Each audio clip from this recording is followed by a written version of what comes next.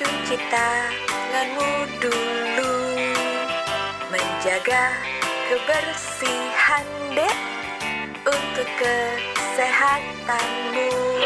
Ingat gak waktu kecil kita sering dinyanyiin lagu ini? Makanya sekarang jangan lupa pesan ibu dan jaga iman, aman, dan imun. Ingat pesan ibu, pakai maskermu, cuci tangan pakai sabun, jangan sampai tertular. Ingat selalu pesan ibu, jaga jarakmu, hindari kerumunan, jaga keluargamu.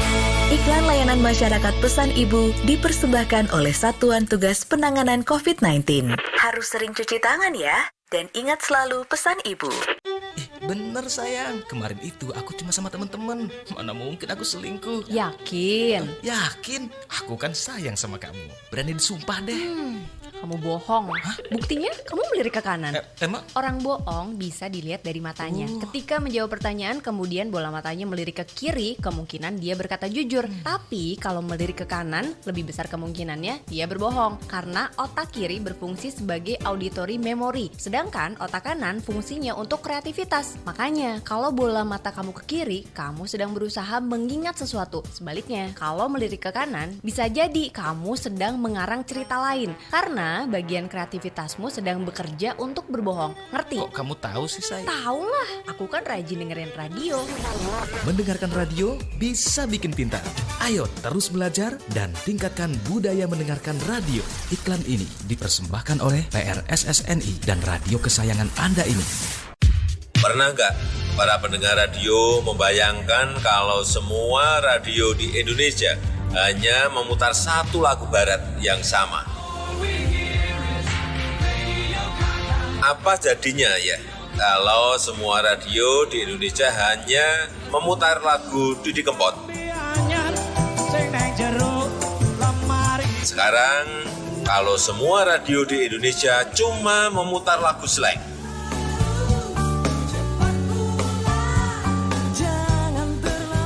Gimana?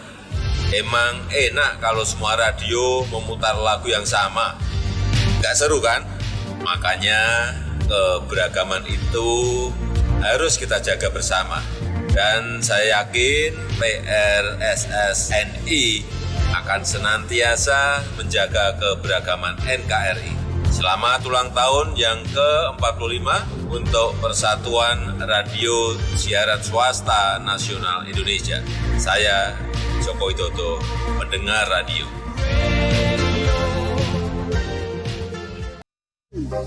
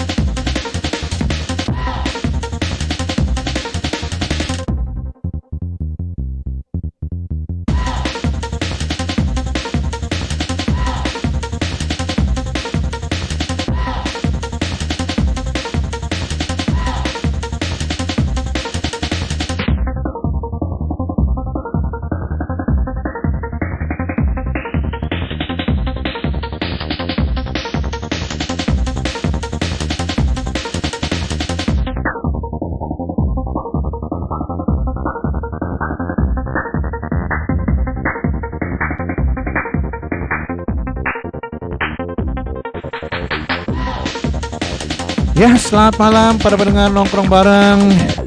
Senang sekali ya kita bisa jumpa lagi di acara nongkrong bareng ya bersama Kak San, Kak Novi,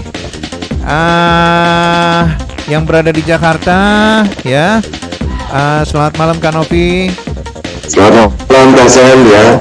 9.40 waktu di Hong Kong, 8.40 malam, 40 menit lewat dari jam 8 ya di Indonesia saat ini. Assalamualaikum warahmatullahi wabarakatuh. Shalom untuk para pendengar radio nongkrong bareng. Kita sudah dengar suara Kasan Batman, Kasan Batman milenial yang menghanyutkan.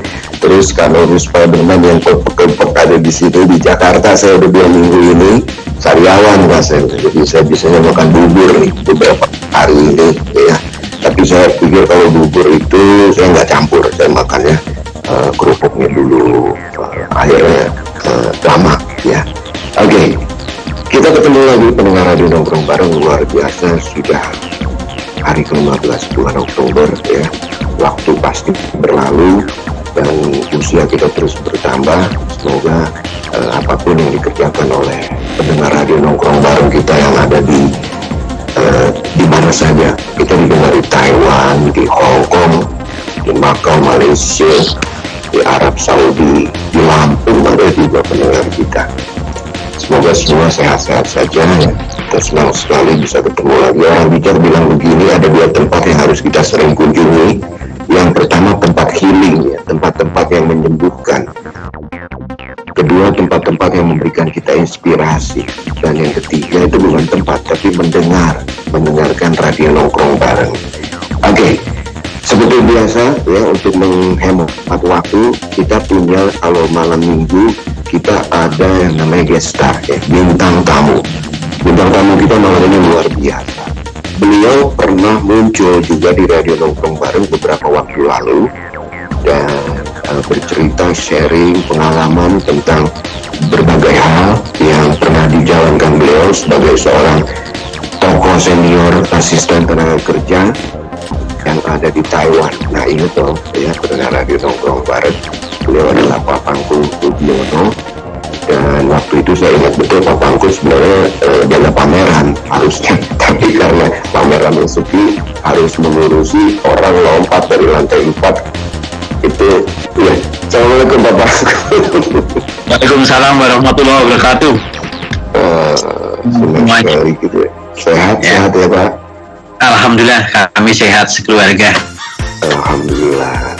Baik, dan tamu kita ada dua, yang satu lagi lebih luar biasa lagi. Kenapa? Karena beliau ini Mas Anto Budianto itu ya, tepatnya nama beliau adalah seorang tenaga kerja Indonesia kategori sukses dalam usaha ya, dan maupun dalam merangkul teman-teman ex tenaga kerja Indonesia khususnya Taiwan juga lain negara.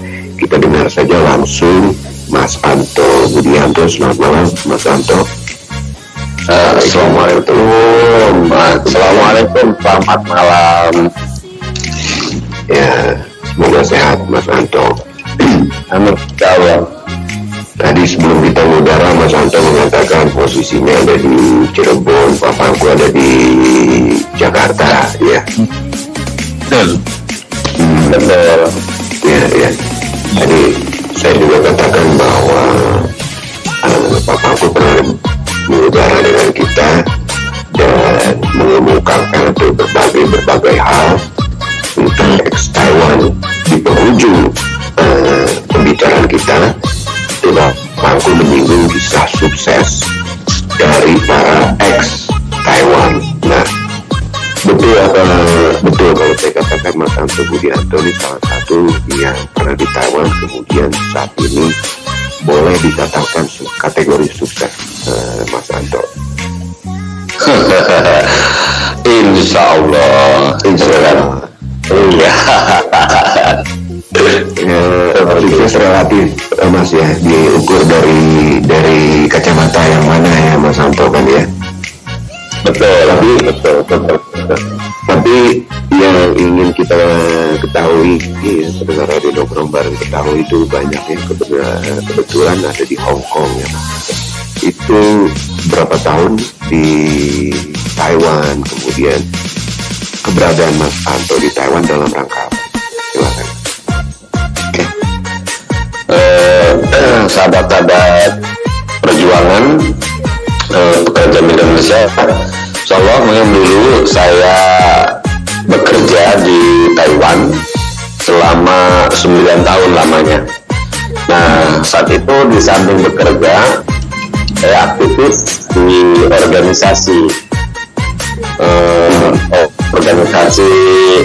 berbagai organisasi lah. Jadi pertama saya jadi presiden FOSMI, Forum Silaturahmi Muslim Indonesia Taiwan.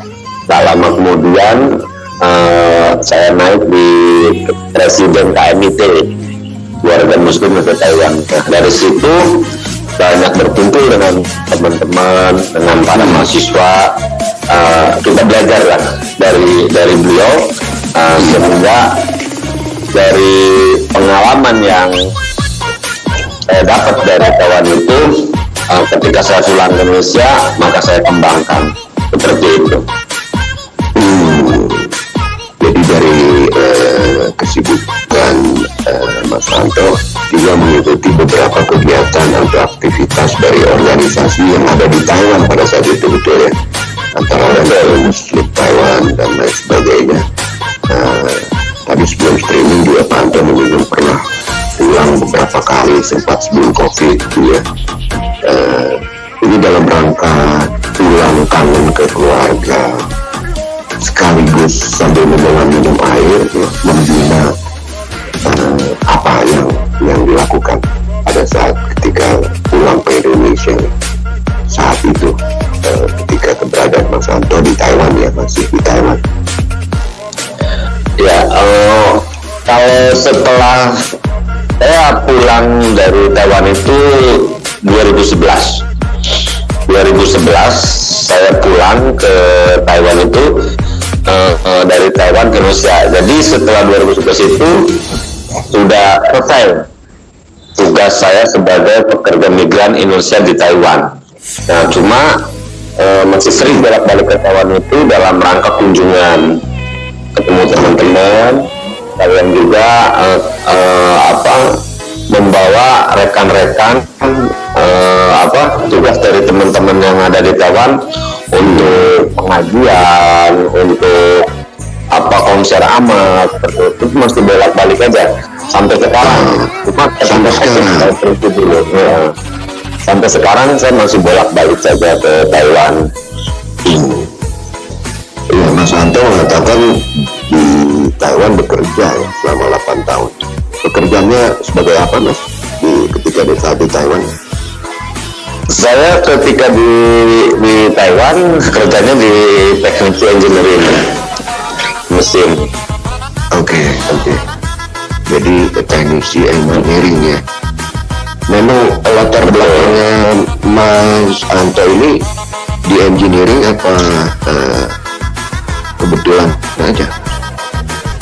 Sebetulnya latar belakang saya sih bukan di engineering aja ya, karena kebetulan aja kan sampai ke Taiwan ditugaskan di bagian itu ya, lumayan belajarnya cukup lama, hampir 6 bulan baru bisa menguasai semua. Ya. Baik, kalau gitu sebelum lebih dalam kita bicara mengenai bagaimana kita ini bekerja di luar negeri ya, sebagai batu loncatan yang saya maksud, Mas Anto. Artinya bukan tujuan, batu loncatan setelah kita memiliki sesuatu di genggaman, impian kita terakhir apa yang harus kita lakukan di saat kita kembali ke kampung halaman untuk berprestasi, kalau bisa tetap merawat hubungan ya. Itu nanti kita mungkin akan kupas lebih dalam. Saya mungkin ke Pak Pangku dulu. Pak Pangku ada riwayat tersendiri dengan Pak Anto. Ya, jadi kebetulan dulu saya datang itu saya kan juga mengikuti kegiatan di masjid-masjid dan kegiatan yang diadakan oleh teman-teman pekerja di sana di Taiwan. Dan alhamdulillah sepertinya dengan Mas Anto saya satu tujuan, yaitu untuk kebaikan teman-teman yang bekerja di sana dan membina atau mengasuh agar teman-teman tidak salah jalan. Dan ini kelihatannya Mas Antonya lebih tanggap karena dia teman-temannya lebih dekat, dan kedepannya terus langsung saya bina dan sampai kembali ke tanah air kita tepi bapak dengan nama ikatannya. Ayah dan anak, Pak Pangku sebagai ayah dan anak. Menarik sekali Pak Pangku, karena saya masih ingat ketika kita ngobrol juga di edisi yang lalu itu Pak Pangku mengatakan bahwa di ujung dari pembicaraan kita bahwa banyak yayasan yang dibuat oleh teman-teman ex Taiwan dan juga yang masih berada di Taiwan ya, Pak Pangku. Ya betul, ya betul. Ya. Sering di Indonesia nih Pak Pangku dengan Mas Anto, atau berhubungannya melalui sosmed? Oh, jadi kita hubungan komunikasi juga dan ketemu silaturahmi sering. Mungkin saya yang ke Kantar atau Mas Anto yang ke Jakarta. Jadi siapa yang kebetulan ke Jakarta misalnya Mas Anto, kami akan mencari untuk bertemu. Tapi kalau kebetulan saya ketemu yang Mas Anto, juga kita bertemu rame-rame dengan yang lain-lain. Sama-sama seperti saya juga. Iya betul. Mas Anto dan Pak Pangku ini seperti ayah dan anak. Berada di bareng ini luar biasa. Malam ini kita live dengan dua tokoh yang ex Taiwan kebetulan. Sama aja sih Taiwan dan Hong Kong ya, artinya masih satu Asia ya, satu benua gitu ya. Pak Pangku, apa yang menurut Pak Pangku dikagumi dari Mas Anto Budianto dalam hal setelah bekerja, apa yang Pak Pangku bisa nilai atau bukan judgement ya, bukan memberikan satu judgement, tapi kira-kira apa yang bisa dicontoh yang bisa didengar, di-share ke pendengar Radio Nongkrong Bareng menurut kacamata Pak Pangku?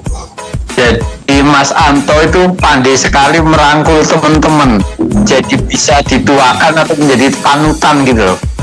Sebagai yang seusia tapi dianggap dia lebih tua, padahal usianya mungkin malah ada yang lebih tua dari dia, tapi dia bisa menjadi panutan dan bisa merangkul dan bisa memberikan satu arahan gitu loh, sangkatan dia harus gimana gitu setelah pulang dari luar negeri kembali ke tanah air, kesiapannya seperti apa, dia sampai ke situ detailnya sudah dipikirkan untuk teman-teman itu. Jadi sebelum pulang pun sudah punya planning yang itu di-upgrade terus ya, diperbaiki terus ya planning tersebut. Iya, betul. Dengan kondisi perkembangan dan perubahan yang terjadi di tanah air, utamanya di kampung halaman begitu ya Pak Pangku. Itu dilakukan oleh Mas Anto ya. Iya betul. Makanya kenapa tadi Mas Anto bilang sering bolak-balik ke Taiwan, karena teman-teman yang di Taiwan juga merasa Mas Anto nih untuk di Indonesia bisa ngerangkul siapa aja. Maka kalau ada yang mau diundang biasanya lewat Mas Anto, karena pendekatannya lebih cepat gitu loh, lebih cepat dan biasanya berhasil apa yang diinginkan teman-teman yang mau diundang ke Taiwan. Lewat jalannya Mas Anto lebih cepat, dia jaringannya kuat di tanah air gitu. Wow, jaringan kuat, channelnya ya penting. Ketika kita punya jaringan ya, punya akses, punya jaringan ya, katakanlah hal-hal seperti itu. Nah ini pendengar Radio Nongkrong Bareng yang berada di Hong Kong, bagaimana dengan Anda semua? Mungkin punya kesibukan yang berbeda, yang namanya wanita, mereka tidak begitu aktif dalam membuka jaringan, tapi 1-2 orang sebagai orang yang bisa mengatrol kita, membantu kita, karena kita nggak bisa sukses sendirian kan begitu ya, kurang lebih. Ya benar. Jadi butuh sindikat lah, butuh sindikasi, butuh networking ya, networking. Ya Pak Anto dan Pak yang malam ini hadir, itu akan kita lanjutkan Pak Pangku ya. Iya, sebelumnya saya mau sapa dulu pendengar Radio Nongkrong Bareng yang sudah standby. Selamat malam buat Bu Tea ada di Bandung. Ibu Tea ini bukan tenaga kerja kita di Hong Kong, tapi beliau pernah ikut di acara kita. Bapak Riza juga dari Mandiri, sahabatku juga. Orientasinya hebat juga, ingin memajukan para pekerja migran Indonesia. Selamat malam, semoga sehat Bu Rike yang ada di KJRI sampai sekarang, baru 1 tahun berada di Hong Kong ya. Selamat malam untuk semua. Kemudian pendengar kita Sutiasi, selamat malam. Mbak Tania Lim dari Christian Action, Mbak Sriati, selamat malam. Maya Melika, Mbak Ipung ya, Abe, Mus Harbudin Dahing, ini juga salah satu engineer atau construction, lebih ke konstruksi ya, bekerja di Hong Kong. Ayu Rahayu, selamat malam. Bustomi, Nul, Dian Anzumi, Mbak Suryani Deni, terima kasih sudah terus aktif ya. Nia yang punya typo, sekarang dia yang punya funling, semoga tetap sehat.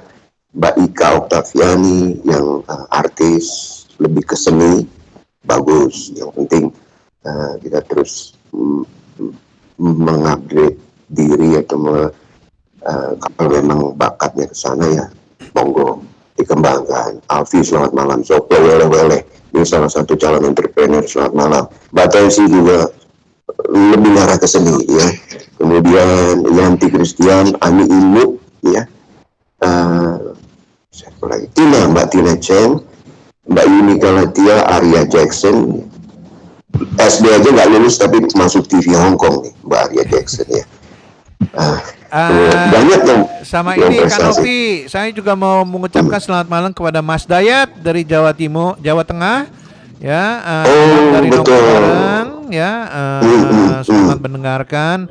Mas Darman dari Jawa Timur juga, Mas Dayat dari Jawa Tengah, ini Jawa Timur, Mas Darman, ya, mungkin ini teman-temannya Pak Anto juga nih ya, nggak, yang semuanya nih ya, mantan-mantan di Taiwan nih ya ternyata.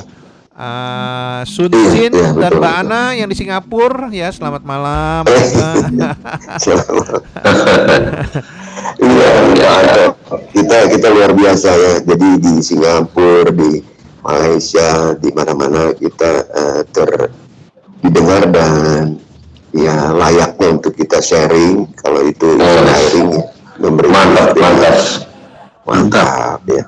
Contohnya salah satu itu Mbak Regita Wirawan.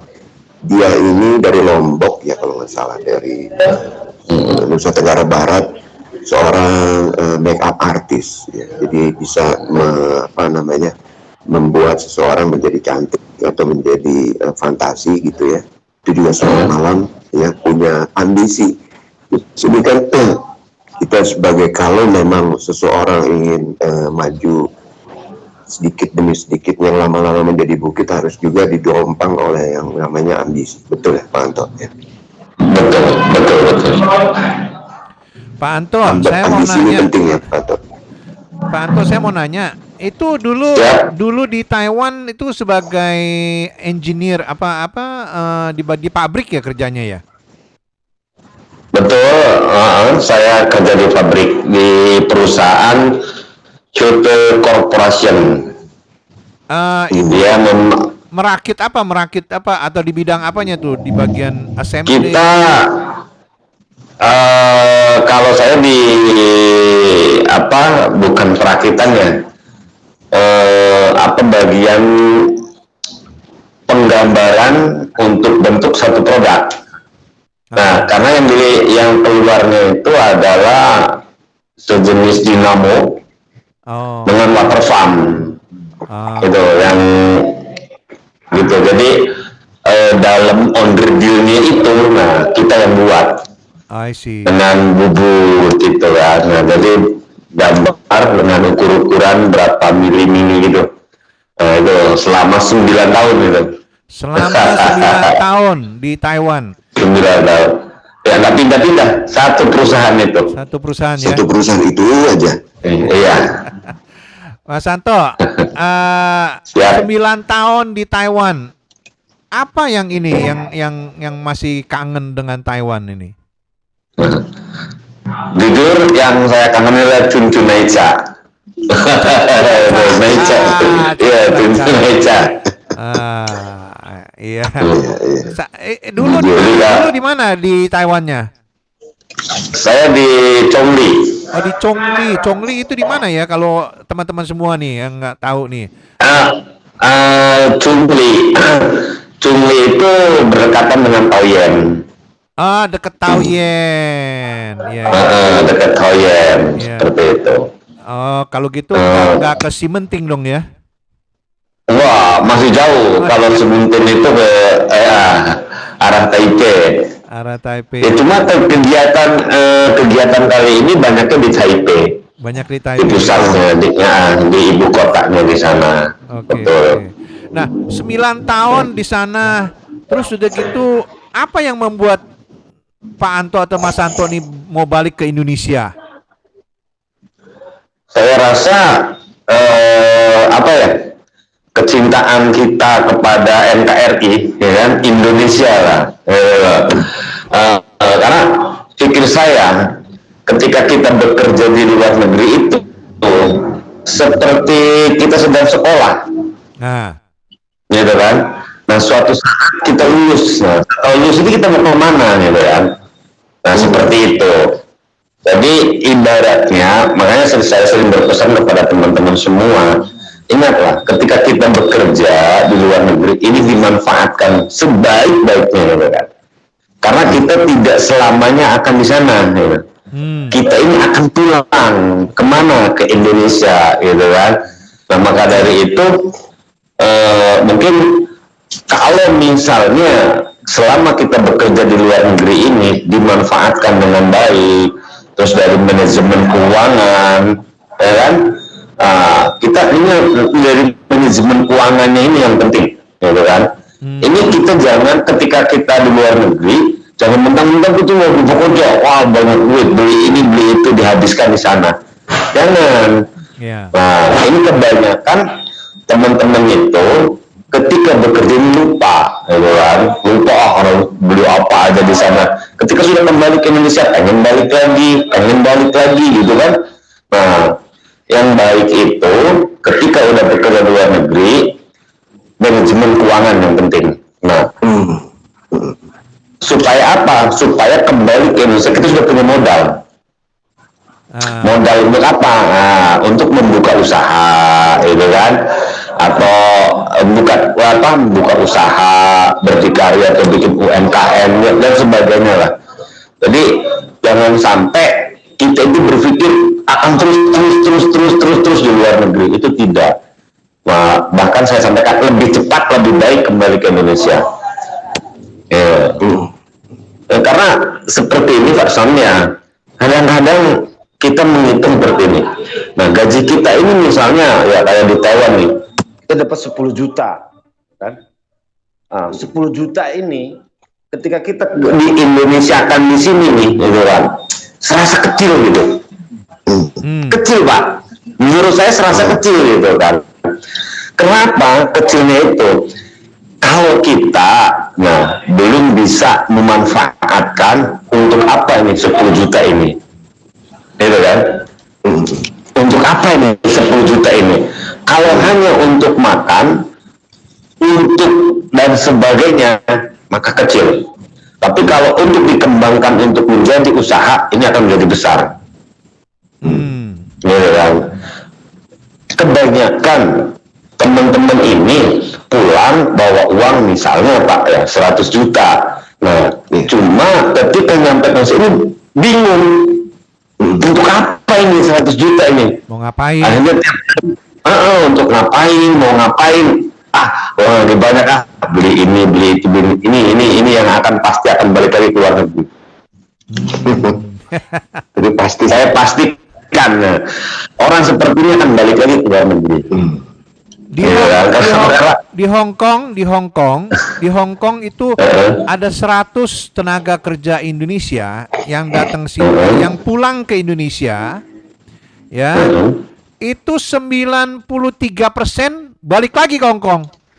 Nah, ini rata-rata, bukan hanya di Hong Kong aja Pak, di Taiwan pun sama. Di Taiwan pun sama.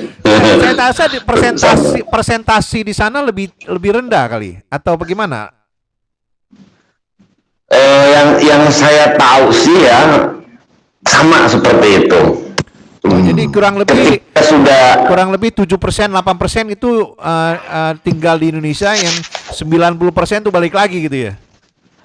Betul, 90% itu balik lagi dengan dalih menghabiskan kontrak nama kita. Kan kalau tadi itu boleh 12 tahun tuh Pak. Oh, maksimum. Untuk sekarang, maksimum 12 tahun gitu kan. Dengan satu nama boleh 12 tahun. Kalau menurut saya itu kelamaan. Iya. Gitu. Kelamaan karena menghitung dengan perkembangan kita di Indonesia, Pak. Iya. Gitu kan. Suatu contoh, ketika saya pulang, saya punya uang segini gitu kan. Ini bangga nih.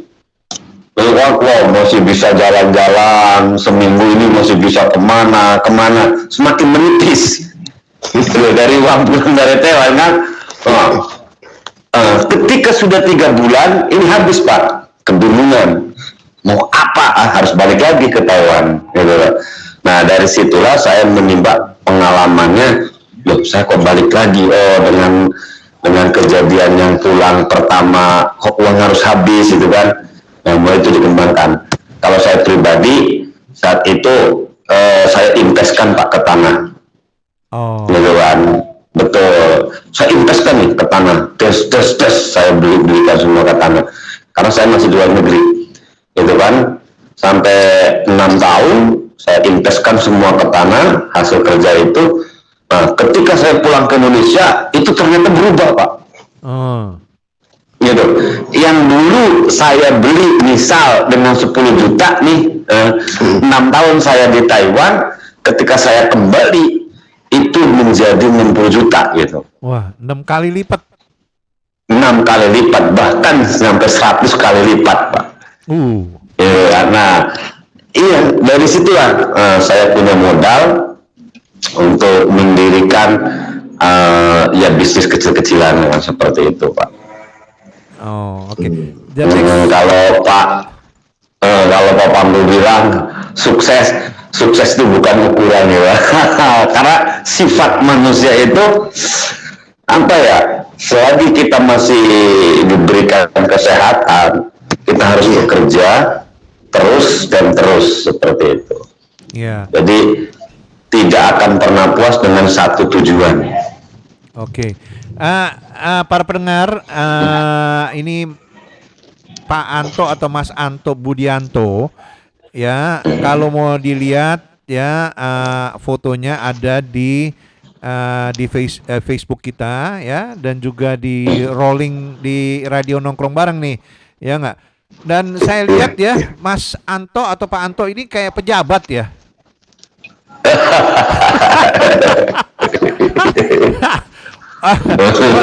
boleh saya tahu umur berapa Bapak ini?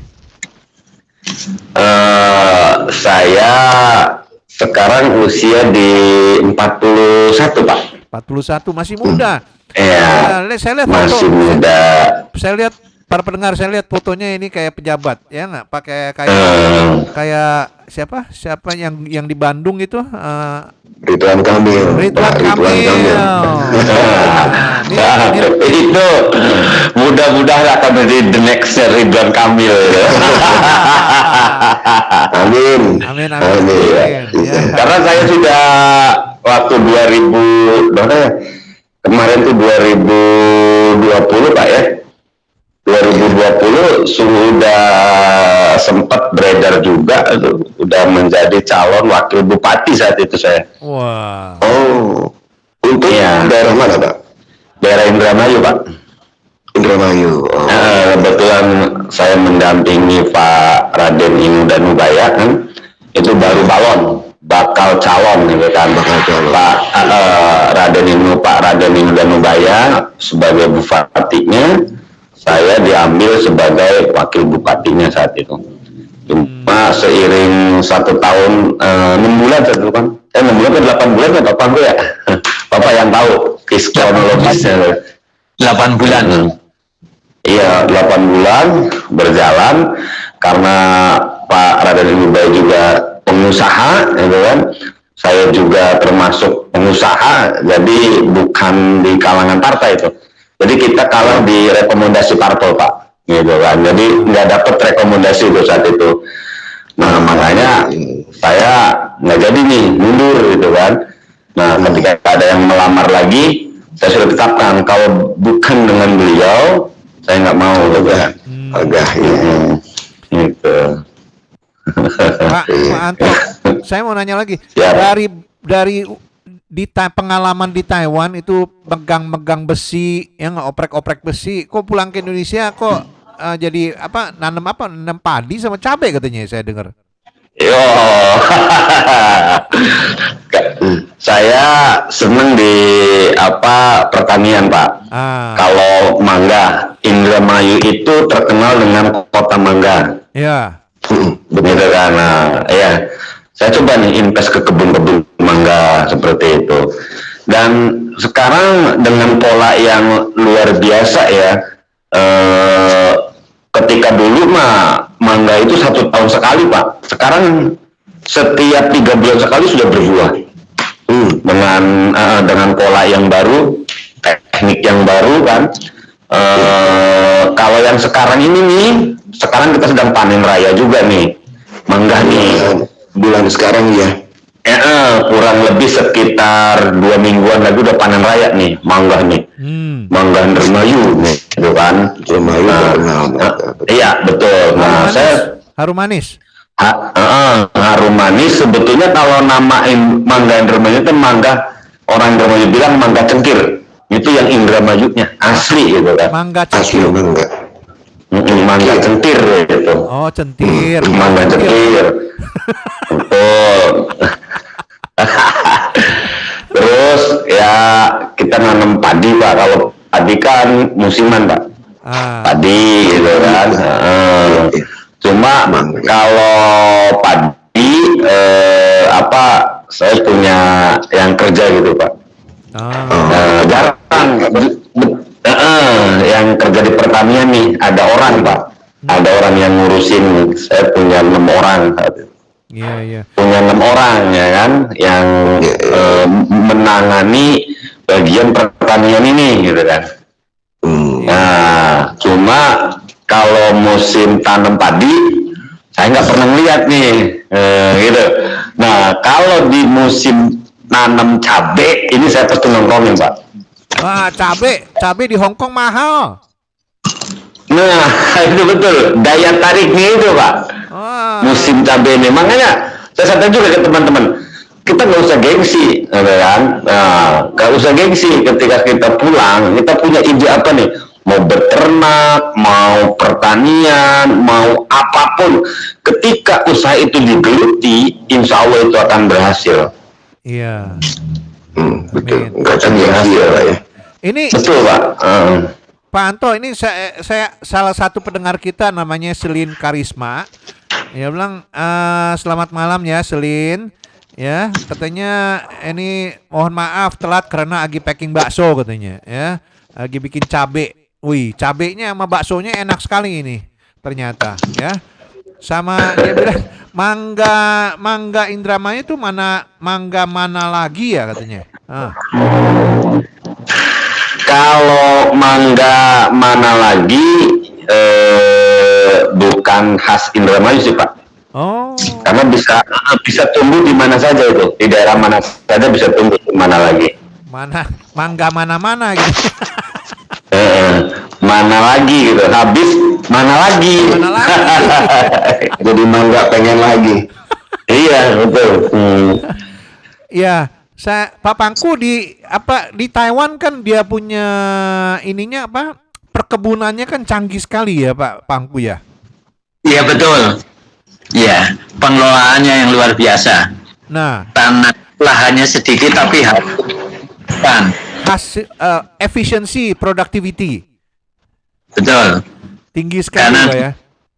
Karena Taiwan itu di samping teknologi juga pupuknya bagus, pengelolaannya bagus lah. Kalau kita itu masih terlena dengan tanah yang luas.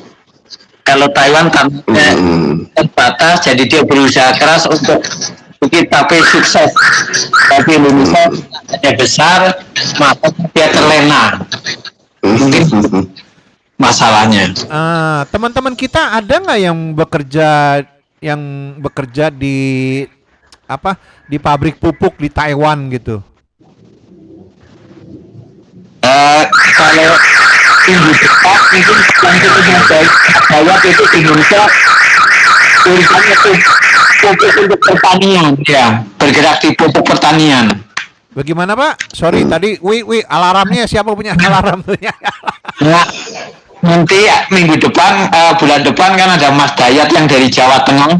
Dia bergerak di bidang pupuk dia. Oh iya. Oke. Dulu berkas di Taiwan juga? Dia dulu kerjanya juga di pabrik. Tapi bukan pupuk. Tapi pulang ke tanah air dia naik di bidang pupuk. I see. Iya. Itu pupuk penting sekali Pak di Indonesia. Betul. Ya kayak Mas Santo dari Taiwan di pabrik pulang jadi petani. Kan sebetulnya nggak nyambung, tapi apa yang dikuasai nggak nyambung.com itu. Yang penting perjuangannya tuh. Yang penting ciennya banyak. Itu. Hento cien比较好啊。hento cien。Apa yang dipelajari Pak Anto dari petani Taiwan diterapkan di sawah padi, mangga maupun apalagi tadi cabai. Ada Kalau saya teknologi atau apa, Pak? Kalau saya yang dipelajari itu dari Taiwan itu tanam cabai, Pak. Gitu. Terus saya pelajari teruskan karena apa ya? Kalau bagi saya ketika padi ya itu apa ya? Harganya itu standarnya segitu aja gitu kan. Nggak akan jauh gitu kan. Per kilonya itu misalnya ketika kita panen itu setiap musim padi itu nggak akan jauh dari harga 4.000 per kilonya, Pak. 4.000 sampai 5.000 segitu aja, Pak, gitu kan. Nah, mangga juga ini kalau musim sekarang nih, Pak, ini murah gitu karena buah alam. Betul, ini buah alam, buah asli gitu kan.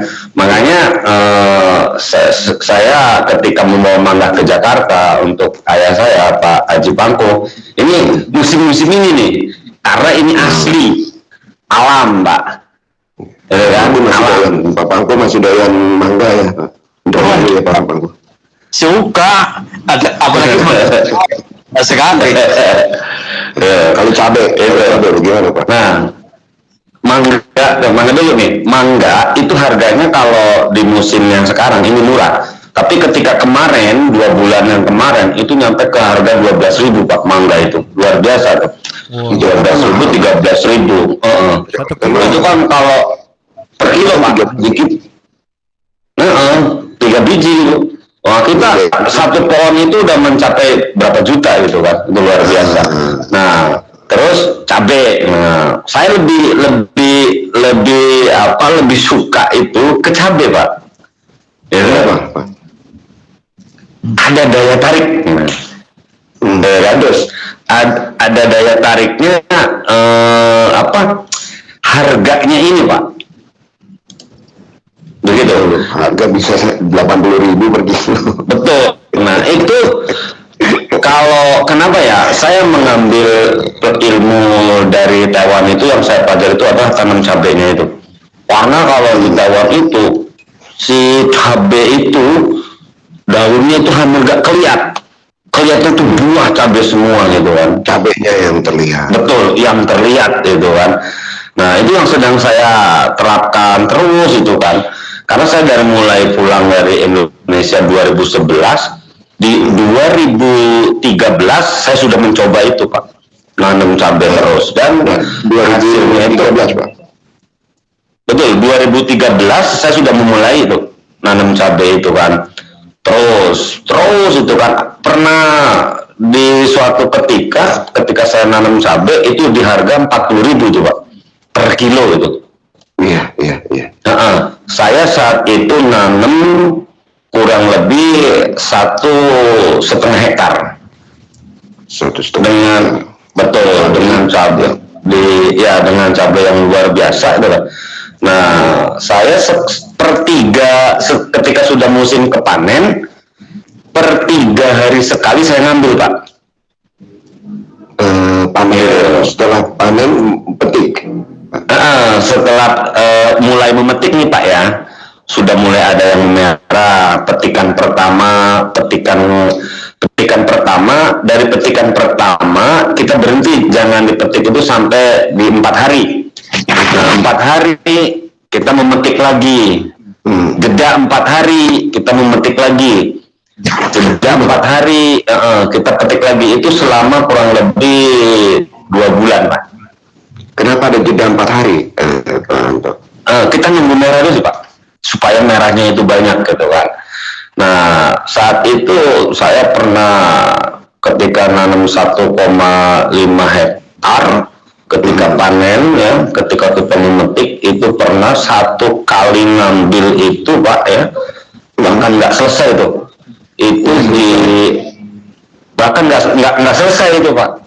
Masih ada sisa 1 hari itu nggak selesai. Oke. Berapa? Saya dapat 1,4 ton. Nah, 1 ton 4 kuintal itu. dikali 40.000 Pak. 10 kali 40.000. Waduh. Yang 1 tonnya itu 40 juta. 1 ton 40 juta. Iya. Ton 1 kilo. Betul. Nah itu pernah Pak, satu hari itu menerima uang itu di angka 70 jutaan itu. Wih, 1 hari. Pernah. 1 hari juta. Hanya dari cabai ya. Cabai itu kalau lagi harganya luar biasa gitu loh. Makanya teman-teman bilang, petani bilang nanam cabai itu seperti nanam harta karun sebetulnya. Kalau harganya mahal gitu kan. Gitu kan. Ya namanya juga rezeki, mau gimana kan, namanya juga rezeki ya, tergantung rezeki kita sih Pak. Pernah Pak Anto, itu distribusinya bagaimana Pak Anto, yang agar bisa dimengerti? Setelah kita petik, Pak Anto mengumpulkan 1,4 ton. Distribusinya ke kota Garut, Garut lagi, Indramayu, atau memang ada sebuah yayasan atau koperasi yang didirikan oleh bersama dari ex-Taiwan? Kita nggak bingung sih Pak, karena sudah ditungguin sama tengkulaknya itu Pak. Waduh, mantap benar ya. Kita nggak usah dibawa ke kemana-kemana, ditunggu di situ, langsung ditimbang, itu langsung diangkut. Nggak pusing kalau untuk iya nggak pusing Pak kalau di tempat kita itu. Jadi nah dari 1,4 ton, nah itu kita paling jeda 5 hari. 5 hari itu ngambil lagi Pak. Waduh, ngambil lagi tuh itu 1 ton lagi. Iya, ngambil kedua, ketiga itu masih standar, masih di 1 ton aja gitu. Nah, pas ke 5-nya itu bisa turun, gitu, bisa turun. Ya, itu kalau kita lagi hoki gitu kan, itu udah luar biasa. Dari nggak Pak Anto dalam hal ini? Oh, yang namanya usaha jatuh bangun tuh ada Pak. Jatuh bangun tuh ada, pasti pernah. Nggak berhasil juga pernah. Saya belajar yang pertama nggak berhasil Pak. Pada tahun nggak berhasil. 2013 itu nggak berhasil karena salah dari penyemprotan Pak. Hama. Dari hama itu. Nah itu cabai itu sangat riskan. Kita nggak boleh pakai obat sembarangan untuk menyemprot hama itu, karena itu akan bisa pengaruh ke daunnya, ke bunganya gitu kan. Nah dulu kan kita nggak paham, makanya kita terus saja mempelajari itu bagaimana nih caranya. Kesininya sudah ya alhamdulillah ya sampai sekarang pan hari ini pun ya. Hari ini pun saya kontak ke anak buah yang di sawah ini, ngambil katanya tadi tuh sedang memetik cabai tadi siang tuh Pak. Ya tadi siang sedang memetik cabai dengan jumlah orangnya 20 orang. Hasil berapa kuintalnya saya belum tahu gitu kan, karena posisi masih di Cirebon. Ini lagi panen Pak. Lagi panen. 20 orang ini digaji atau upah berupa apa? Bagaimana Pak? Hitung upah hari, upah. Kalau iya petik Pak, per panen. Misalnya hari ini nih kita mempekerjakan 20 orang gitu kan. Selesai jam berapa kita langsung bayar Pak. Oke, ya langsung cash ya. Ya langsung cash. Cuma kalau yang sistem gaji per bulan ya kita punya orang, ada 4 orang yang menangani di pertanian itu. Luar biasa ya. Pak Anto ini punya kegiatan yang investasi saat di Taiwan itu. Tadi Pak Anto menyinggung bahwa teman-teman itu bekerja di luar negeri punya paradigma atau mindset jangan sampai punya uang banyak terus wah kaget ya, belanja ini belanja itu habis. Akhirnya Kasem bilang dari 10 7 orang pasti balik ya, pasti itu. Taiwan ternyata sama aja ya. Nah, bagaimana caranya mereka merubah, membalik cara berpikir seperti apa yang dilakukan salah satu real ya, contoh ini adalah Pak Anto ya, Pak Pangku merupakan juga seorang ayah bagi Pak Anto yang sama-sama pernah ada di Taiwan. Jadi bagaimana caranya padi, mangga, cabai. Pertanyaannya ini adalah kan perempuan kebanyakan pendengar kita ya Pak. Mereka mungkin takut kotor, tapi saya melihat di foto Pak Anto nggak harus dekil-dekil amat Pak, belepotan tanah sebagai seorang petani. Bagaimana Pak Anto? Ya, silakan sharing Pak. Ya, kalau bagi kita gini, jadi intinya kita petani, tapi nggak harus kita terjun gitu. Nah, nggak harus kita terjun. Kemana terjun? Ya ke sawah gitu kan. Dengan memanage biaya modal yang ada, kita sudah manage tuh. Bahkan kalau lebih bagus lagi kalau kita ikut terjun, malah berkeringat kok, ya, malah sehat. Jauh kita dari penyakit, dari COVID itu jauh gitu. Jarang COVID menyerang petani Pak. Iya. Seperti itu. Ya, petani lebih sehat karena lebih berkeringat. Dan kalau menurut kepercayaan kita, agama Islam, gitu kan, pekerjaan yang paling mulia itu adalah pekerjaan petani. Pekerjaan paling mulia adalah petani. Iya. Petani Pak. Nah, itu petani. Maka dari itu saya ingin mengembangkan pertanian terus tuh, karena memang satu itu, nah yang kedua juga meneruskan sejak orang tua lah gitu. Jadi Pak Anto ini awal muasal terjun ke bidang hortikultural atau agribisnis ini ya, karena berkaitan dengan padi, mangga, cabai, dari orang tua atau terinspirasi saat di Taiwan, atau dari keliling, atau mungkin Pak Pangku yang bisikin, woi bos kita terjun aja ke gimana, dari mana asalnya Pak? Kalau tidak semua orang bisa untuk berusaha seperti ini. Dari dulu para petani di tempat saya ya sudah melakukan di lingkungan saya sudah melakukan penanaman cabai itu kan, apalagi mangga itu kan. Nah, cuma dengan dengan kehadiran saya di situ itu memberikan perubahan gitu kan, warna baru dengan teknik yang berbeda gitu Pak. Gitu. Teknik yang dibawa dari Taiwan atau bagaimana Pak? Ya, saya belajar dari Taiwan. Misalnya teknik apanya Pak? Pembibitannya atau pemupukannya atau? Dari mulai pembibitannya Pak. Apa bedanya antara Indonesia dan Taiwan Pak?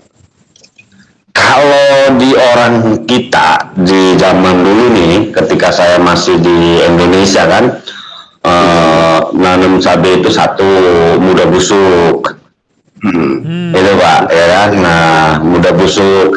Kadang-kadang kalau sudah ditanam banyak yang mati, gitu kan. Nah, ini dari mana nih akar permasalahannya, gitu kan? Oh, ternyata saya melihat ketika saya ke Taiwan itu kan, orang Taiwan begini kan caranya gitu. Iya, cara menanamnya, oh begini ya cara pembibitannya awalnya tuh. Nah, saya belajar dari situ.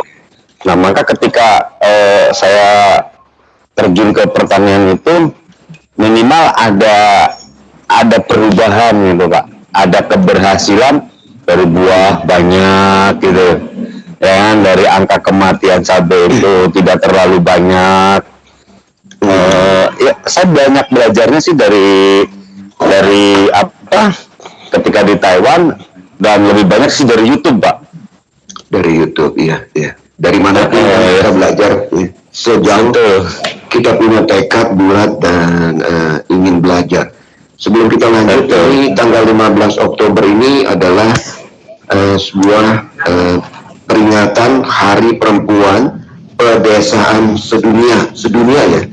peringatan Hari Perempuan Pedesaan Sedunia tanggal 15 Oktober ya. Di mana dimulainya? Perayaan dimulai ini tahun 2008. Terbit keputusan Majelis Umum PBB ya dalam sebuah surat 18 Desember 2007 pada akhir tahun 2007.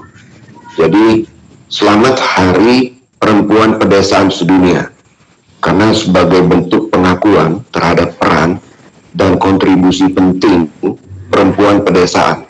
Kontribusi penting perempuan pedesaan dalam hal apa? Dalam hal meningkatkan ketahanan pangan dan memberantas kemiskinan pedesaan. Saya rasa ini relevan, nyambung nih Pak. Ya. Nah, peran perempuan dalam hal pertanian sejauh berapa lama berkecimpung ini bagaimana Pak Anto? Mungkin sisi petaninya atau tengkulaknya, mungkin dari tengkulak itu yang saklek mengenai manajemen keuangan kan perempuan, tapi kadang-kadang perempuan royal juga sih, susah juga. manajemen keuangan ketika di luar negeri, ketika pulang. Bagaimana Pak Anto mungkin punya pandangan tersendiri mengenai hal ini berkaitan dengan perempuan sebagai pedesaannya, Hari Perempuan Pedesaan Sedunia? Kalau saya lihat Pak, berkaca ya kan, inspirasi lah dari ibu saya gitu kan. Ibu saya seorang perempuan desa ya kan, yang mendampingi ayah saya sebagai seorang petani gitu. Ini perannya luar biasa Pak. Gitu. Ini perannya luar biasa karena kan ada suatu bahasa, suksesnya seorang laki-laki itu karena ada doa seorang perempuan, doa istri gitu kan, seperti itu. Ya betul. Jadi ketika memang ayah saya terjun di pertanian, ibu saya ini support Pak. Satu, mungkin memanage keuangannya gitu kan, membantu ketika di ladang harus gimana. Kan tidak semua pekerja itu laki-laki Pak. Gitu. Kayak untuk memetik cabai ini banyak perempuan Pak. Nanam padi itu perempuan Pak. Gitu kan. Karena bahkan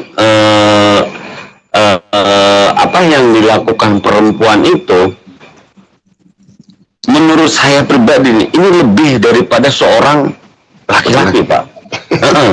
Betul Pak. Karena apa? Kalau seorang laki-laki kalau kerja cepet, banyak istirahat, kopi, ngerokok, ini sama saya sama kasihan bareng itu, kerja cepat istirahat, minyak ya kan. Cepat istirahat, ngopi dan rokok. Ini yang menurut kacamata saya, yang saya saksikan secara real, langsung ketika bahasanya ini adalah perempuan pedesaan. Betul. Seperti itu Pak. Kalau tenaga kerja yang laki-laki ini paling cek sebentar udah beristirahat, ngopi dan merokok itu. Tapi perempuan ketika bekerja Pak, ini tekun Pak. Iya. Ini tekun itu terus itu. Nah, maka ini adalah bagi saya itulah ini inspirasi yang luar biasa ya buat perempuan pedesaan gitu kan.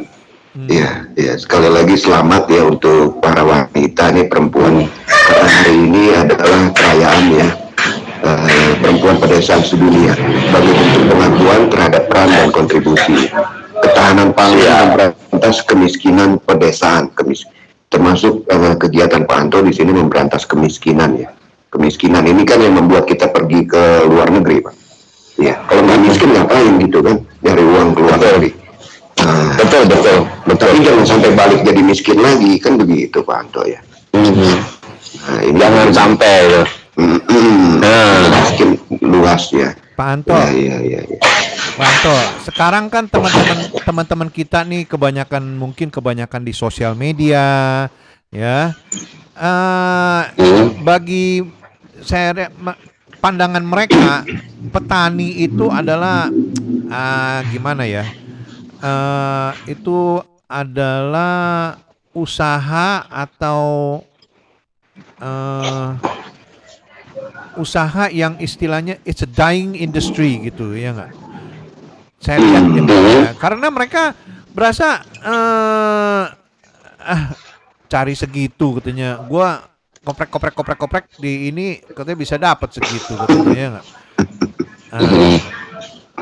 Jadi istilahnya tuh apa?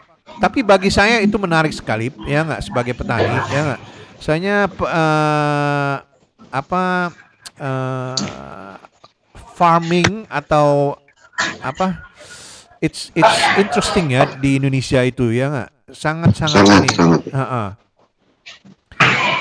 Bagaimana itu mindsetnya ini supaya bisa berubah ini?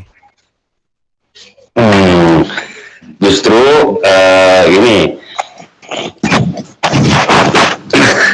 negara maju seperti Jepang, seperti Taiwan, Amerika itu kan petani itu.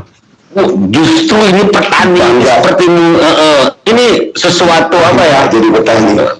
Bangga jadi petani, Pak. Iya, Amerika bangga.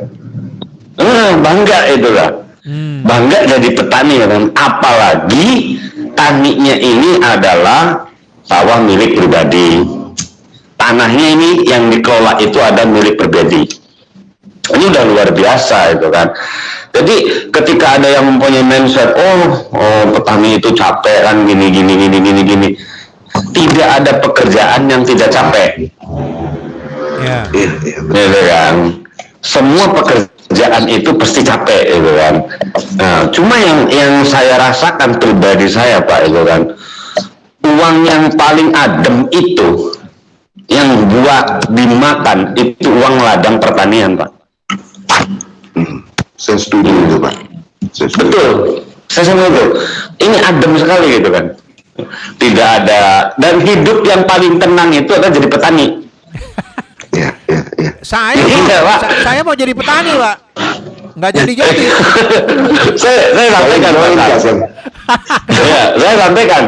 Saya sampaikan seperti itu. Hidup yang paling tenang itu adalah petani. Kenapa? Tidak ada persaingan bisnis, ya kan?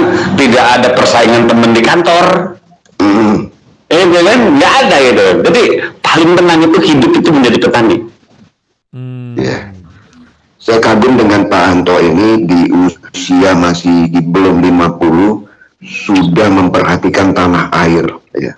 Tanah dan air Republik Indonesia yang tercinta. Saya kagum nih Pak, karena kebanyakan itu orang yang sudah pensiun baru memikirkan. Tapi Pak Anto ini memang seorang entrepreneur, seorang politisi, dan juga punya pengalaman di luar negeri ya bersama Pak Pangku ya. Betul ya Pak Pangku ya. Dan Pak Pangku sendiri melihat bahwa Pak Anto ini seorang yang luar biasa ketika saat di Taiwan ya. Mungkin ada tambahan dari Pak Pangku, kira-kira hal apa lagi yang dilihat dari Pak Anto, atau saat ini Pak Pangku sering memberikan masukan atau sebaliknya memberikan dari Pak Anto yang memberikan masukan ke Pak Pangku, kita saat ini sedang ada kegiatan ini dengan Taiwan, atau bagaimana nih yang berkaitan dengan Taiwan Pak Pangku? Jadi menurut saya nih Mas Anto ini generasi muda termasuk milenial lah. Jadi dia merasa bangga menjadi petani. Mohon maaf, muda sekarang ini kan kalau melihat petani kayak pekerjaan yang tidak menjanjikan. Nah, sebagian orang itu melihat petani pekerjaan yang tidak menjanjikan. Padahal karena dia belum turun, belum ngerti seluk-beluknya aja. Mohon maaf, muda sekarang kan tidak mau kotor. Padahal kotor itu yang membawa rezeki, yang maunya penampilan. Jadi sekarang ini cuma lifestyle aja yang ditampilkan. Tapi setelah pikirannya nggak maju gitu, nggak ke belakang. Karena mohon maaf, latar budaya kita Indonesia adalah pertanian. Yaitu yang kita harus tekunin. Karena orang luar aja bangga sekali menjadi petani. Yang kaya di luar itu rata-rata petani. Orang Indonesia sebenarnya petani, tapi tidak ditekunin gitu. Apalagi generasi sekarang itu tidak bangga sama sekali menjadi petani karena salah mindset aja, gitu loh. Dan kemudian setuju. ya, teman-teman yang di Taiwan ini, Mas Santo kebetulan sudah pernah ke Taiwan, sudah lama dan banyak. Sebetulnya yang pulang dari Taiwan itu harusnya banyak ini mengambil ilmu yang kita dapat di sana. Karena di luar, mohon maaf, Jepang, Korea, terus Taiwan, Hong Kong itu lahannya kan minim sekali, minim. Kecil. Bagian taman di apartemen itu bisa jadi taman dan bisa jadi pertanian. Padahal paling 3 kali 3 aja hasilnya luar biasa. Lihat di Indonesia kan selapangan bola rata-rata punya tanah. Tapi hasilnya cuma 2 karung karena pengelolaannya tidak baik gitu loh. Nah, kita hanya sedikit-sedikit Mas Santo bilang sering, apalagi kalau yang ngerjakan laki-laki banyak ditinggalnya gitu. Ditinggal ngerokok, ditinggal ngerumput kan. Makanya sebenarnya kalau ditekunin semua mesti ada hasilnya. Terus kenapa wanita itu lebih berhasil? Laki-laki kalau bekerja itu kan hanya sekedar cepat aja, tapi kurang teliti. Kalau wanita itu kan pakai perasaan, nanam itu kan ada perasaannya. Kalau yang laki-laki kan asal nancep aja. Iya, kalau perempuan kan dari lembut-lembutnya tanam itu kan digaruk dulu ke perasaannya, makanya tanamnya mesti lebih subur ditanam wanita daripada yang laki-laki. Bangku, yang namanya laki-laki asal masuk udah ditinggal. Iya. Makanya rata-rata yang nanam padi itu perempuan karena hasilnya lebih banyak karena pakai perasaan. Jadi akarnya itu tidak rusak gitu. Kalau kita kan main sodok-sodok aja, kasarnya begitulah. Betul Pak, betul. Jadi kalau saya sama Santo sering tukar pendapat, saya juga merasa saya tidak merasa lebih tua, bukan. Kalau tukar pendapat itu tidak ada muda atau tidak ada tua. Siapa yang lebih baik ya kita harus yakinin gitu. Harus kita dukung. Bukan tua itu selalu benar, tidak. Karena kadang-kadang tua itu cuma menang. Wah kan saya udah banyak asam garamnya, tapi kalau garam lama-lama kan habis juga. Jadi logika aja lah. Jadi yang muda tapi kadang-kadang kalau ngambil keputusan terlalu tergesa-gesa gitu. Makanya dia butuh orang tua untuk mengambil keputusan yang bijak. Nah, jadi itu yang saya maksud ya. Pak Pangku, ini ada yang komen nih katanya nih dari Mbak Hana Deborah Immanuel katanya ya. Iya. Selamat malam Mbak Hana. Mbak ya kita orang kita jauh-jauh merantau ke Taiwan, Jepang, Australia, Inggris dan Kanada jadi buruh tani katanya. Iya. Nah, itu ya ada pandangan seperti itu. Karena saya 6 bulan yang lalu kan setahun yang lalu kan saya masih ngajar, itu banyak saudara kita kan yang ke New Zealand itu kan cuma ngurusin pertanian anggur, cuma bisa menanam, tapi gajinya itu banyak gitu loh. Tapi kenapa nggak di Indonesia nggak ditanam? Karena dia cuma saya mau jadi pekerja aja, bukan jadi saya harusnya jadi pemain gitu. Kita nggak maunya dapat uang aja tapi nggak mau berpikir gitu loh. Iya. Itu mindset yang susah dirubah, Pak. Yang sama kita maunya jadi pekerja. Rata-rata jadi pekerja. Jadi saya mohon maaf, ini bukan kesukuan, saya mohon maaf. Orang Chinese itu beda. Dia kan maunya berusaha, menciptakan lapangan kerja. Iya. Kalau kita ini rata-rata jadi pekerja, bukan menciptakan lapangan kerja gitu loh. Mentalitas ya, mentalnya Pak ya. Mentalnya perempat gitu loh.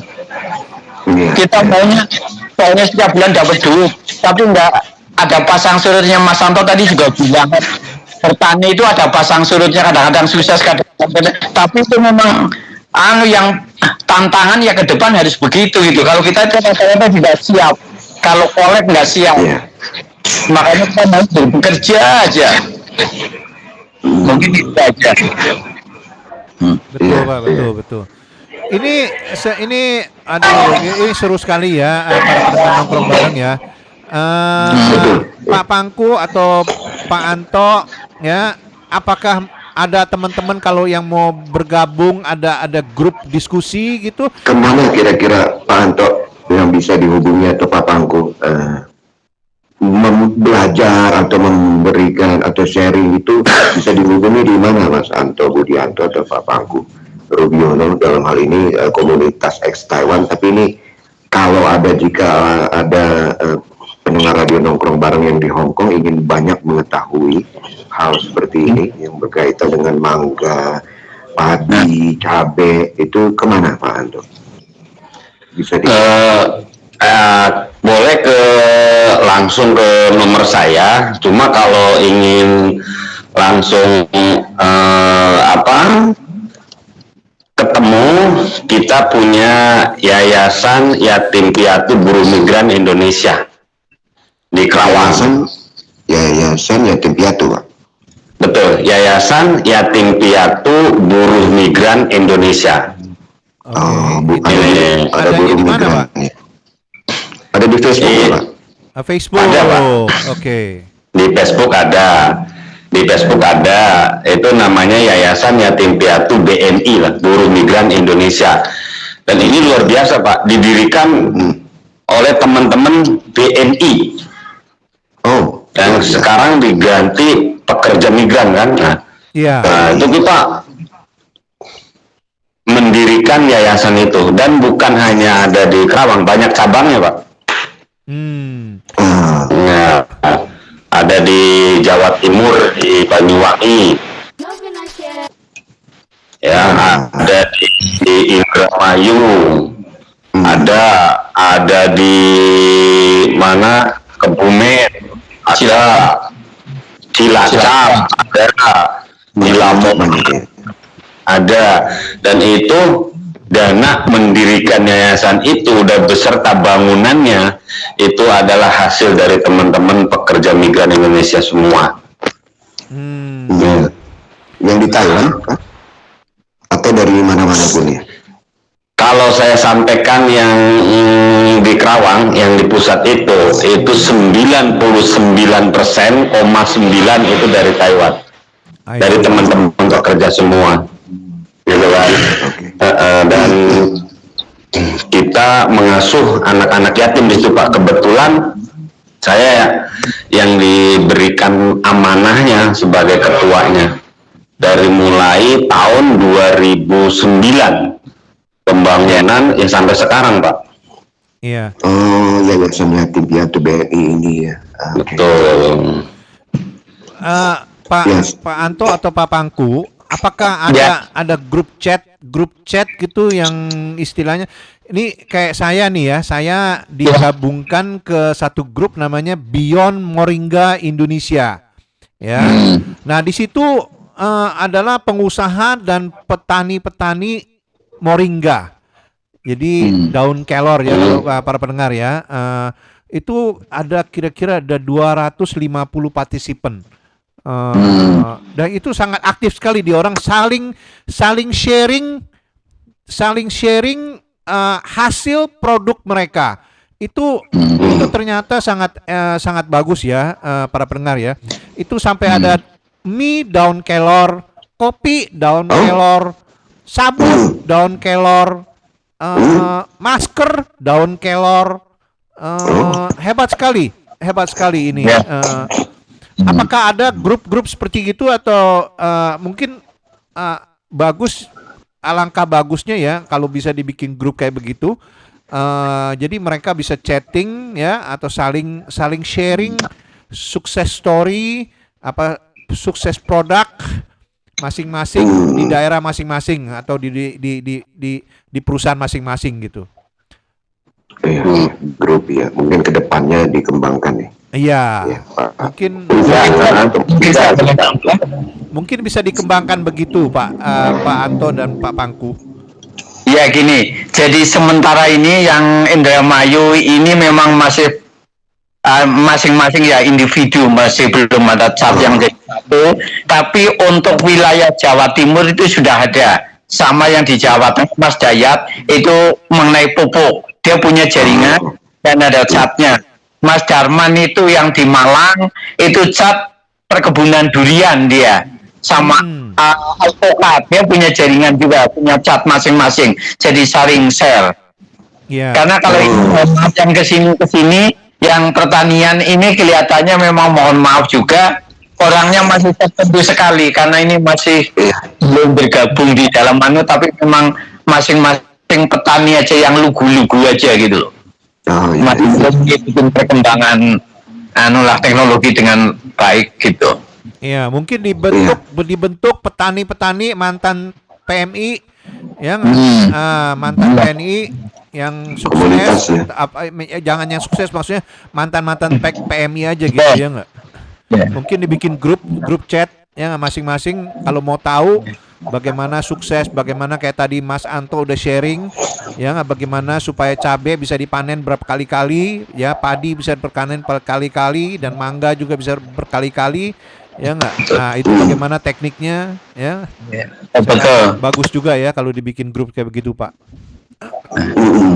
Jadi yang lain bisa ikut belajar dalam hal ini. Betul. Iya, Hasan ya. Iya. Waktu bergulir terus dan kira-kira di ujung pertemuan kita ini masih banyak sebenarnya yang menarik. Tapi apa yang mau disampaikan Pak Anto kepada Pak Anto Budianto ini seorang ex Taiwan yang 8 tahun 9 tahun ya. Sekarang usaha tani tanam di bawah Yayasan Yatim Piatu Buruh Migran. Ada nama Buruh Migran Indonesia ya. Apa yang ingin disampaikan Pak pada pendengar Radio Nongkrong Bareng yang 99,9% itu ada di Hong Kong dan wanita. Oke. Silakan Pak. Terima kasih. Ya, saya ingin menyampaikan pesan dan kesan saya ya, ketika saya menjadi TKI bekerja di Taiwan dan setelah saya pulang ke Indonesia, itu memang sesuatu perjuangan, perjalanan hidup, gitu kan, cerita hidup buat ketika nanti kita diceritakan ke anak cucu kita. Jadi buat teman-teman yang bekerja di Hong Kong, 99% perempuan, saya pesan dalam arti manfaatkan hasil kerja kita dengan sebaik-baiknya. Ingat, kita tidak akan selamanya ada di Hong Kong. Kita pasti akan kembali ke Indonesia. Karena pekerjaan kita sebagai pekerja migran itu seperti kita hidup. Tidak selamanya kita hidup di dunia. Pasti kita akan kembali ke akhirat, gitu kan? Nah, ketika kita kembali ke akhirat, gitu kan, nanti ada sesuai dengan kepercayaannya masing-masing, ya kan, ada nanti pengadilan Tuhan, ada yang masuk surga dan ada yang masuk neraka, kan seperti itu. Sama kita juga nih sebagai pekerja. Ketika kita hidup di Taiwan atau di Hong Kong, kita pandai-pandai memanfaatkan waktu kita ketika kita bekerja di luar negeri. Pandai-pandai menyimpan uangnya, ya kan, untuk kemana nih? Untuk bekal. Bekal kemana? Bekal ke Indonesia, kita pulang, gitu kan. Nah, ketika kita juga sama nih, kita pulang ke akhirat, kita harus punya bekal. Apa? Ibadah, misalnya seperti itu. Termasuk kita bekerja di Taiwan, di Singapura, di Hong Kong, ya kan, ketika kita pulang ke Indonesia kita harus punya bekal. Bekal apa? Untuk hidup di Indonesia, ya kan. Kalau ketika kita bekerja di luar negeri, kita poya-poya, kita menghabiskan uang di sana, kita pulang gagal. Kita tidak akan punya apa-apa, gitu kan. Seperti itu. Nah, maka dari itu manfaatkan waktu dan manage keuangan yang sebaik-baiknya. Yang pertama, yang kedua, jangan pernah gengsi, ya kan, melakukan sesuatu pekerjaan yang bernilai itu halal. Ya kan? Yang ketiga, ketika memulai berusaha, yang namanya kita berusaha, ada keuntungan, ada kerugian. Jangan pernah merasa pesimis gitu loh. Ketika kita dihajar kerugian, wah itu udah nggak usah lagi. Nah, ini ada kuncinya Pak bagi pengusaha itu, gitu kan. Dan yang keempat, yang terakhir, lebih baik ketika kita punya anak mau keluar negeri, mau bekerja, ini untuk laki-laki Pak, ya, dengan biaya yang tinggi, ya kan?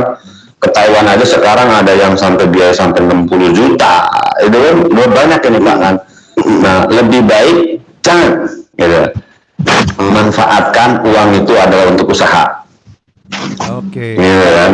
Untuk usaha, karena hitungan secara matematikanya itu akan lebih besar hasilnya ketika uang itu dijadikan buat usaha daripada dijadikan buat ongkos menjadi tenaga kerja. Jauh Pak hitung-hitungannya. Nggak usah ibaratnya memberikan motivasi kepada putra dan putri kita harus kerja ke luar negeri, kerja ke luar negeri.